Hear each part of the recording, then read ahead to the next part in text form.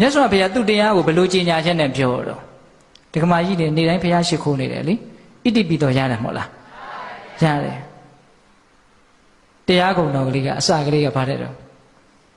သွဲခါတော်သွက်ခါတော်ဆိုတာအဓိပ္ပာယ်ကဘာလဲကောင်းကောင်းဟောထားတာဘယ်လိုဟောထားတယ်ကောင်းကောင်းဟောတယ်ဆိုတဲ့အဓိပ္ပာယ်ကဘာလဲထပ်ပြီးတော့စစ်ကြည့်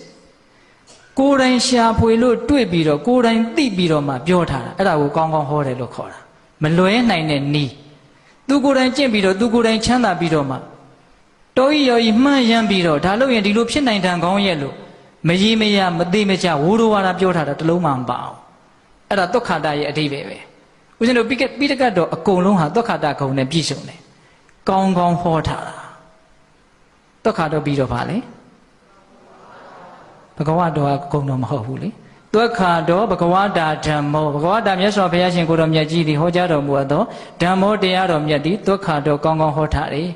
သုခတော်ဘဂဝါတာဓမ္မောတန်ဒိဋ္ဌိကောတန်ဒိဋ္ဌိကောကဘာပြောတာလဲကိုယ်တိုင်သိနိုင်နေအလိမ့်မခံရဘူးသူများပြောတာလေးတင်လမ်းဆုံးသွားတယ်မလို့ဘူးလက်တွေ့သိနိုင်တယ်အဲ့ဒီလောက်အာမခံချက်ရှိတဲ့တရားဘုရားသာသနာကလွဲလို့ဘယ်မှာမှမရှိဘူးတန်ဒိဋ္ဌိကကိုယ်တိုင်သိနိုင်တယ်အဲ့ဒါလောက်ရဲရင်ကျုံဝမ်းပြီးတော့ဘုရားကဟောခဲ့တာတန်ဒိဋ္ဌိကပြီးတော့ဗါတဲ့တော့အဂါလိကိုအကြာကြီးစောင့်เสียမလို့ဘူးဟောဘလောက်အားရတဲ့အကောင်းလဲနောက်ဘဝကြမှာချမ်းသာမယ်လို့ဟောထားတာမဟုတ်ဘူးအကာလိကော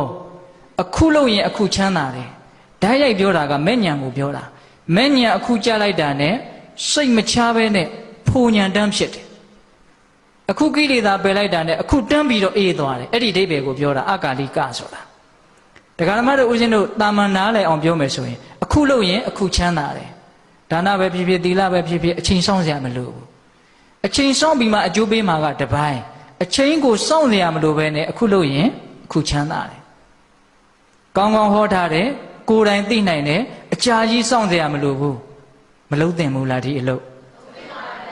အဲ့ဒါလို့လှုပ်လို့ကိုယ်တိုင်သိလာပြီဆိုရင်ပြီးတော့ပါလာတော့အေဟိပတိကော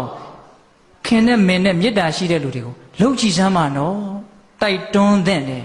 ကိုယ်တိုင်ကောင်းမှန်းသိလာတော့မေတ္တာရှိတဲ့လူကိုဒါကသဘာဝတရားပဲဒါဒီလိုသိလာရင်ဒီလိုပြောတယ်ဆိုတာသဘာဝတရားအဲ့ဒီလူရဲ့ပါဇက်ကိုပိတ်ထားလို့မရဘူးကိုကတကယ်မေတ္တာရှိတာကိုအေဟိပတိကောပြီးတော့ဗာလဲဩပနေယိကောဩပနေယိကောကဗာလဲကောင်းလွန်းလို့အမြဲတမ်းဆောင်ထားတဲ့တဲ့ဆိုကြပါတော့တခါကြီးဒီမကြီးများမှာဘေးအန္တရာယ်အကုန်လုံးကင်းပြီးတော့ပိယသိဋ္ဌိတွေဒနာသိဋ္ဌိတွေကာယသိဋ္ဌိတွေပြီးတဲ့ဓာတ်လုံးတစ်လုံးရှိမယ်ဆိုရင်ဘာလုပ်ထားမှာလဲ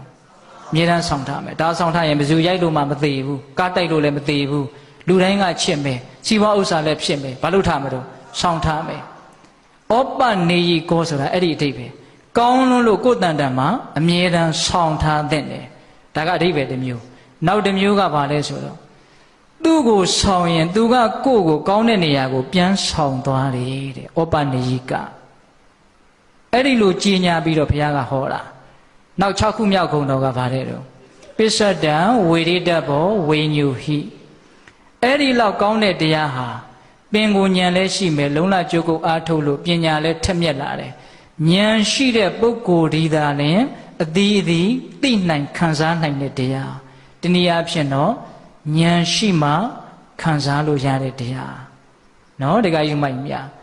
ဒါကြောင့်အဲ့ဒါလောက်ရှစ်မှန်တဲ့တရားဒီရွှေခွက်ကြီးကိုဟန်လုတ်ပြီးတော့မူလကြီးလုတ်ပြီးတော့နောက်တစ်ခေါက်လာပြီးတော့မှလဲမယ်ဆိုရင်မသေးကြတော့ဘူးတက္ကမကြီးတွေနော်ဒါကြောင့်အခွင့်ကောင်းအခါကောင်းကိုမိမိတို့လက်ပေါ်မှာကျုံနေတယ်ကိုယ့်ရှေ့မှာကျုံနေတယ်ဒါကိုပိုင်ပိုင်နိုင်နိုင်ယူလိုက်ဖို့အရေးမကြီးဘူးလားအရေးကြီးတယ်